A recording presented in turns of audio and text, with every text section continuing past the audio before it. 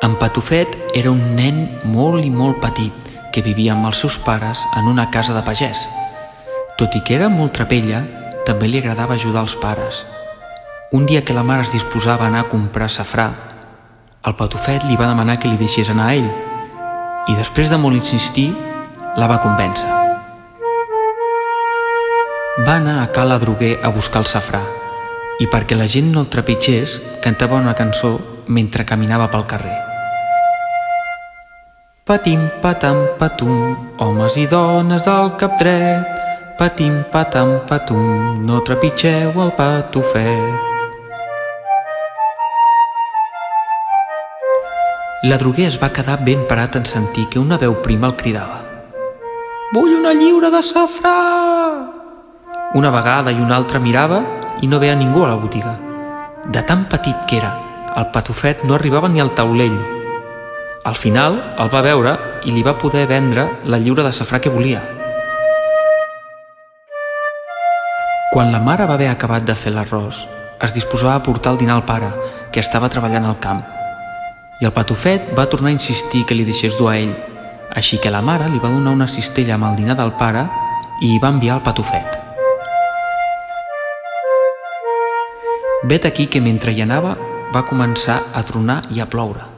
Veient aquella tempesta tan gran, el Patufet va córrer a xoplugar-se sota una col i s'hi va quedar tan a gust que s'hi va dormir.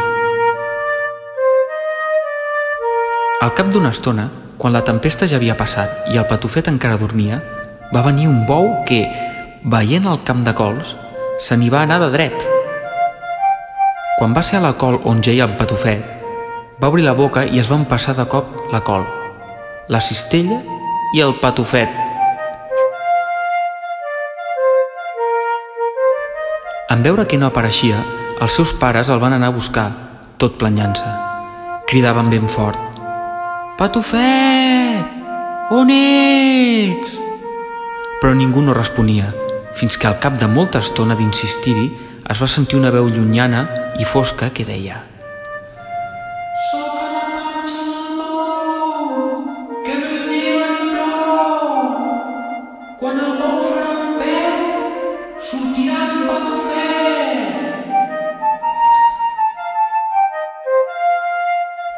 En sentir allò, els pares del Patufet van decidir començar a donar cols al bou per a menjar i la bèstia es va anar inflant, inflant, inflant, fins que de sobte va fer un pet i va sortir el Patufet disparat. Es va poder reunir amb els seus pares de nou i van ser feliços per sempre més. I vet aquí un gat, i vet aquí un gos, aquest conte ja s'ha fos.